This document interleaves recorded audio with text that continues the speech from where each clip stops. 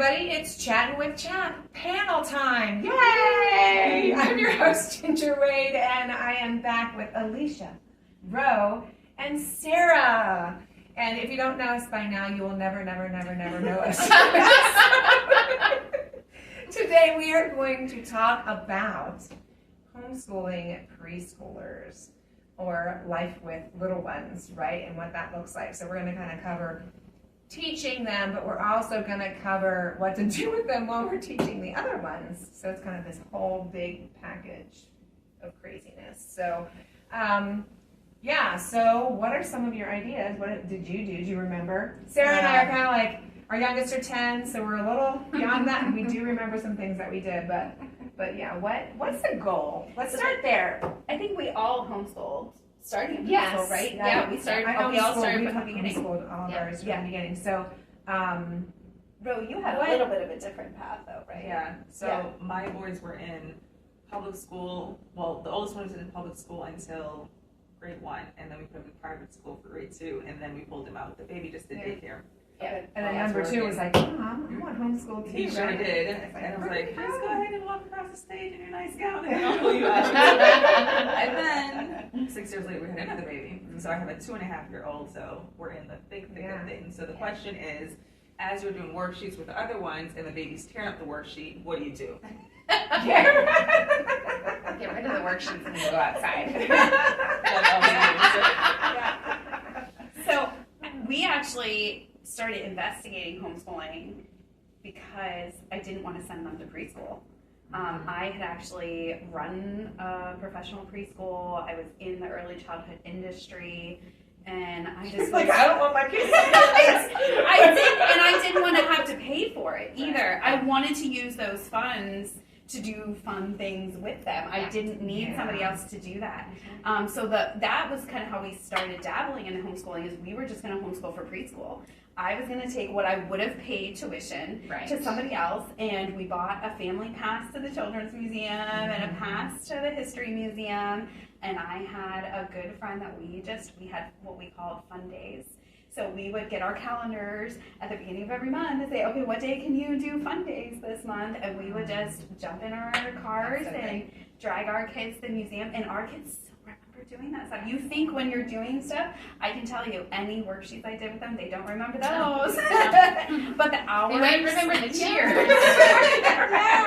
They don't. So, but because I had a background in child development, I knew the value of them playing, reading to them, playing with Play-Doh and cutting with scissors. And that's so often we feel this pressure to jump to these hard academic stuff, and then way too soon, and at the loss of developing other really good quality skills that are going to benefit them for the rest of their life. If you want your kid to be a surgeon, guess what? They need to have good fine motor skills. And you have playing in the mud and picking up worms and rocks and knowing the difference and all of that. Yeah, if you've listened to Sara Collins, the homeschool OT at all, she's like, that play is crawling is really important. You know, just playing and having, because when you're playing or playing a sport or outside, you're figuring things out. Like, what do I have to do in order to accomplish this thing? And your brain just figures it out without even realizing it's figuring it out. Yes. So you don't even know that you're learning these things. And our children who are sitting in front of screens all the time are not learning how to use their body. That's right. Yes. You know, and they're not necessarily taking in what they're staring. Well, they might be taking in what they're staring at on the screen, but if it's a learning video, it might not be clicking because they're not interacting with it. Right. So I personally, like, we knew we were going to homeschool, but I never did anything. I was so like, oh, this school starts at this time, this year, you know, whatever. So I had a lot of learning to do, but I didn't do anything formal with my kids until they were kindergarten age. Different video. So we just set play dates up and went outside and I watercolors and you know what I did one time was so funny. We had watercolors, right? And we had this just plain wood swing set. So I had the kids take watercolors outside and paint the swing set. Wow. Steve came home and he's like, what'd you do? Don't worry, it'll wash out. It's watercolors. It was great fun. I had a good time. Yeah, But it's so important because we think, oh, just letting them play, I'm not really giving them what they me. Teaching them I'm something. not teaching them. We didn't actually do official school, and that is the wrong thinking. We need to unlearn that because the play is the school. The enjoyment and wonder of discovering something new and not being rushed and not going to the next thing, going outside and looking at a butterfly. And talking about that butterfly, and then going into your home library and finding a book that has a butterfly in the book, and then reading to your child. And I would also say, so outside play, unstructured time, living life as a family, and reading. Read to your kids. Read to your kids from any age, even when they're in high school. But when they're little, especially, get them on your lap. Make it feel cozy and warm and happy. And that is the beginning of their love of learning and of reading. And you're doing all of the reading to them, and they're learning inflection, and they're learning a story should sound like this, and they're excited, and they're also learning the content because they're invested. That's one of the best things you can be doing, is just reading to your kids.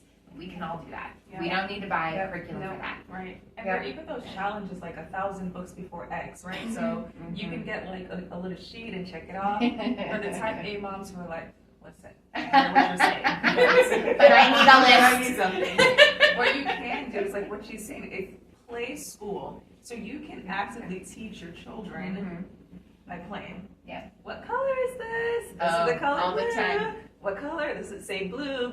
And like you can tickle them, you can play with them. You can say, okay, let's go find other things that are blue. And they go in the kitchen and they grab something that has a blue label, or they, walk around the house or they get their toys. Can we put all the blue toys over here? Can we sort the Legos? Can we put all the red ones over here? So even though it's still unstructured, because it's not sit at the table and color all the circles blue, it's fun and it's still school. If you need if you need to check that mental box in your head, you can still do it in a fun, unstructured way. I think also thinking of it as the beginning of this journey and this relationship of teacher, student, mother, child, or father, child, if it's the dad who's homeschooling. But you're setting the tone. If you're down in the dirt with your kid and enjoying and discovering and having fun, that is such a great way to begin this journey together. And you're setting up that learning is fun. Right. Learning is family. We do it together, and it's just a wonderful way to get started. Absolutely. I think back when we were kids, at least for me.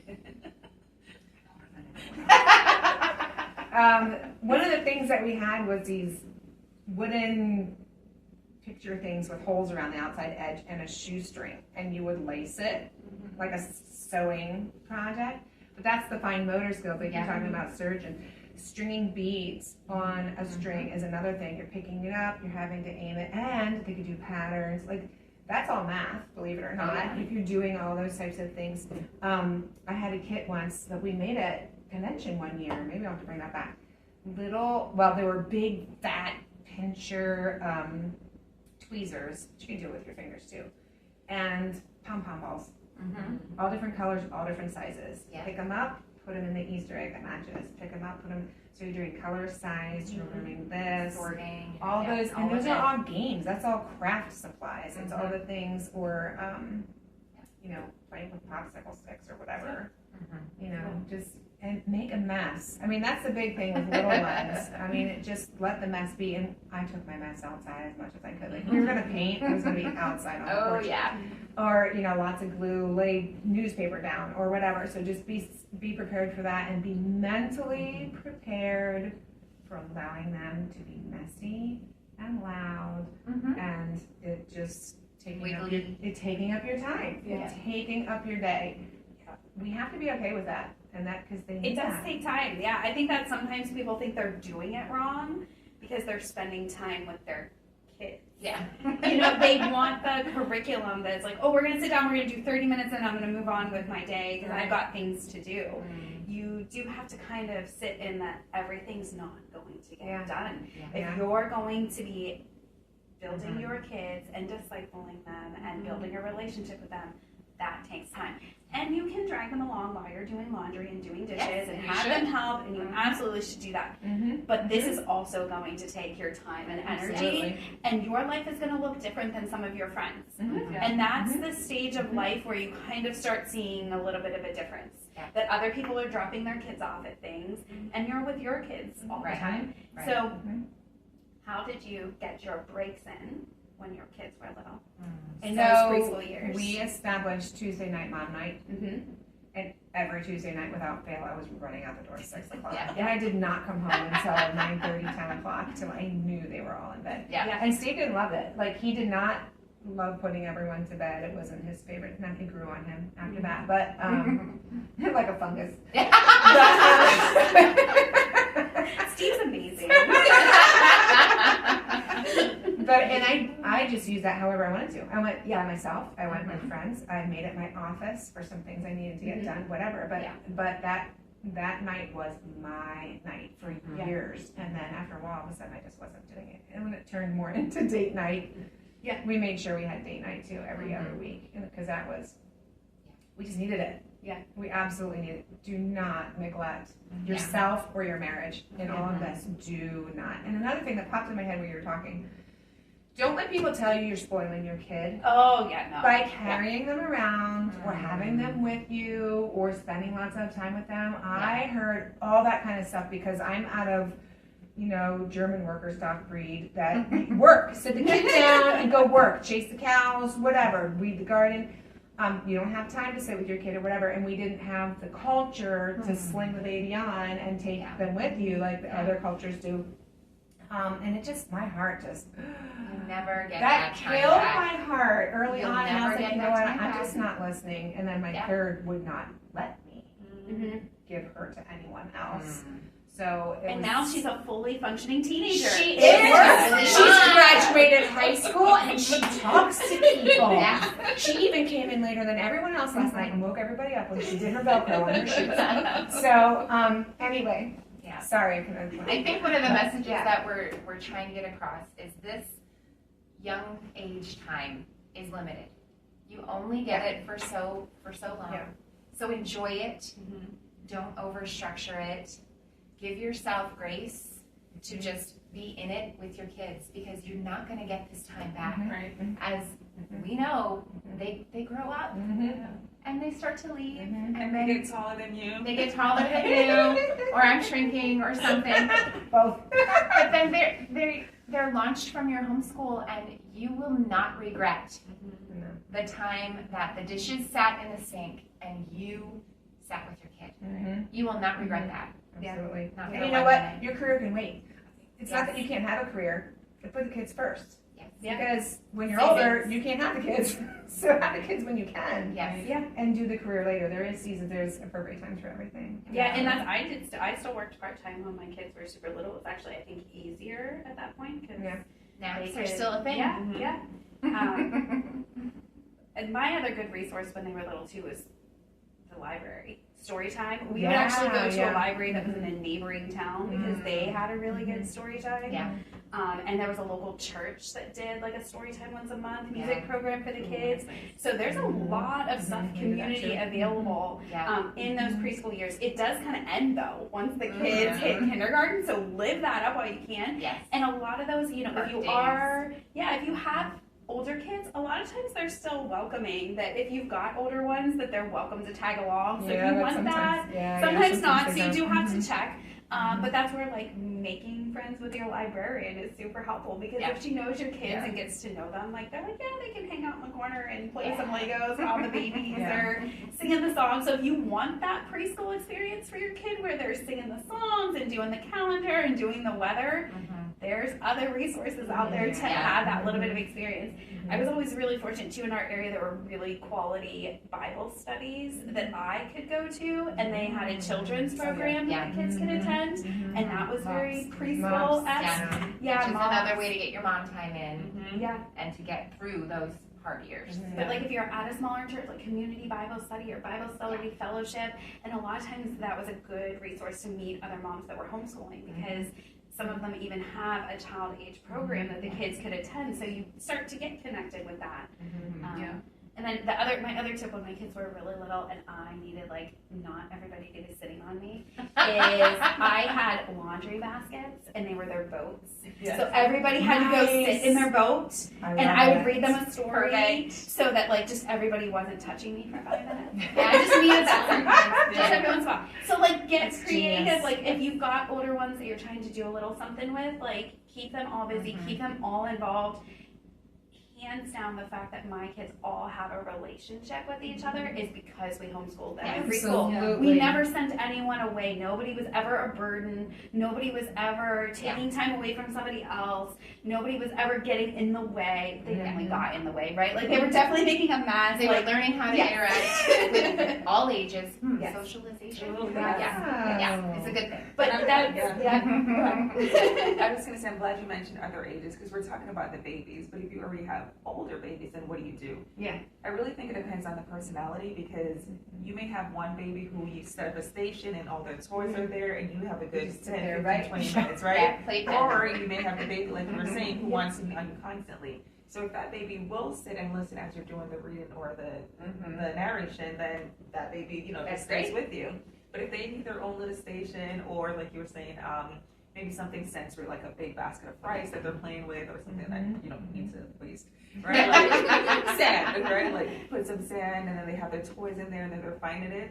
If you need to make a station, then that's something you can do. If you need to give them just a paper just to scribble on so they feel like they're part of doing school. if they're doing school too, then that's it. But you know your baby's personality better.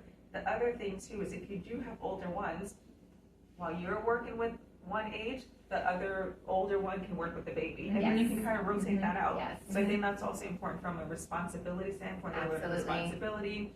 They're learning taking turns and sharing the workload, and that it's a family thing, right? Like it's not Right. mommy's job only, but this is, big brother time or big sister time. Yes. So I definitely think that there are different ways practically that you can keep your sanity. And, you just have to be creative and ask for help. Maybe you have another friend who's in that same journey and you say, hey, how about I keep all the kids for 3 hours and then you do it another day. Yeah. Then you get your mommy time, kid free time. So, Yeah. or you do it together. So there's so many different ways. Just be creative, ask for help, and be a help too. You can be that resource So too. Ro just answered her own question that she actually got into the show. But you said exactly what that's exactly, maybe you learned it from me. Because I had that schedule. I had half an hour with me, the other kid had half hour alone, the next kid had half hour with the baby. Rotate every half hour, so I had to be scheduled like that when my kids were younger. Yeah. It's not because your kids are older means that they're independent. So it's not like you're going to say, okay, I'll be with the baby and you guys are independent. You may still need to work with one. Oh, for on sure. something, Yeah, right? absolutely. I did take advantage of, say, nursing while doing reading. Yes. Oh, yes. Or I could, nursing at the table while someone was working. I could sit there and nurse the baby. So on nap time, of course, you can always do read alouds or whatever during nap time. Right. Or working with kids while baby's napping. Now, my kids never nap. Like some people put their kids down and they sleep for 3 hours. Oh, no. Yeah, right. I was lucky to get a half hour. Were you? Yeah. Spoiled. Sorry, it just didn't happen like that in my house. So I had to figure out how to nurse them, keep them occupied, whatever. And my kids were not normally content by themselves. Yeah. So there's always playing with something or having them nearby what we were doing. Oh my word. I always tell that story. And it's on Facebook if you're gonna go look for it, but there was a long algebra lesson one day. And I was like, oh my word, this is taking forever. And at the end of it, I turn around and behind me at the bookshelf was the youngest on a mountain of books that he had pulled off of the bookshelf. And he was sitting on top of it, the biggest smile on his face, and half of his face. He was so happy. And he loved books. And it was, that's just, it happens. Yeah. It's good to keep the Sharpies out of their reach, though. Oh, yeah. Oh, yeah. Keep the Sharpies in a safe place. Yeah. Have you tried busy boards?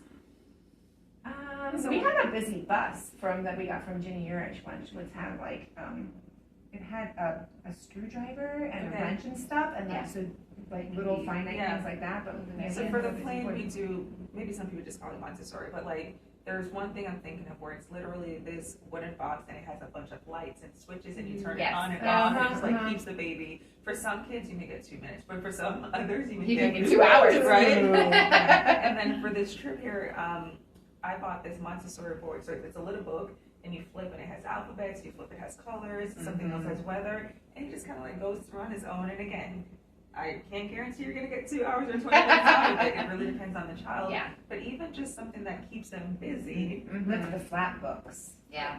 Something that's interactive. Like Yeah. and that's the That's idea probably behind that small. book. Yeah, with the flat books. Where Yes. you're like, oh, look for this and Yeah. look for that. Yeah. Something else that worked really well for us is we used a high table for our schoolwork.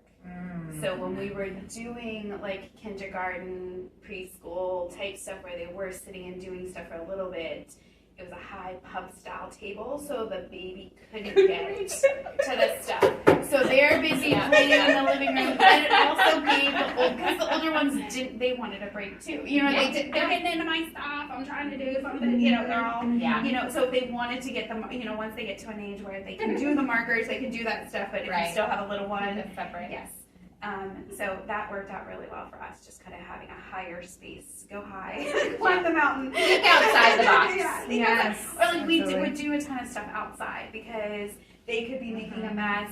The other ones could be doing something that was a little bit more challenging and just, but yeah, so I always encourage parents to, like if you're in the preschool level and you really want to buy a curriculum, that's take that time that you would invest looking for a curriculum and invest it in understanding child development.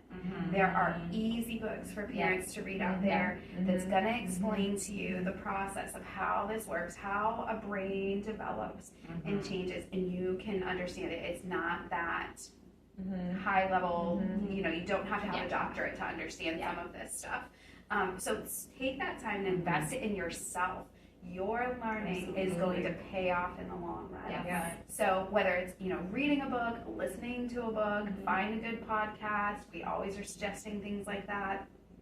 Go to a conference, attend classes, learn from people that are experts in those fields, and invest your time and energy in that. Yes. If you want boxes to check, you know, and you want something, look for a good book list and make yourself, you know, set goals for yourself. This semester, these are the books that I want to make sure that we get through. And there's tons of good quality free booklets out there that you can do. There are a few curriculums that, if you really want some structure, 5 in a Row is a great curriculum that'll give you a little bit of structure without workbooks and all of that kind of stuff. They're going to walk you through, read this story, and then do this little activity, look for this field trip, go outside and look for this. It'll kind of give you some structure if you're really feeling insecure and you really want some direction. But usually once you get one kiddo under your belt, then you have the freedom to kind of go about. But preschool is play school. It really is. That's why they came up with play school in the 70s. There you go, play school. And you can play with your kids. You don't need to pay somebody else to. You really don't. You really don't. You can do Lifetime learners and readers are made in the laps of their parents. So Yes. And when they see you learning, they will know that, oh, I'm going to be doing this for a while. Live up those years. They're fun. Play, get messy, read books. You don't enjoy get them it. back. Yes. And We're waiting for grandkids. Oh, yes. And value that time in those activities you're doing. Those things have value and they pay off. They pay off. It counts. Yeah, right. Very good. Okay. So that's awesome. So thanks everybody. Yay. I'm enjoying these panels. Are you? I hope you are, because there's more coming. All right, we'll see you next time.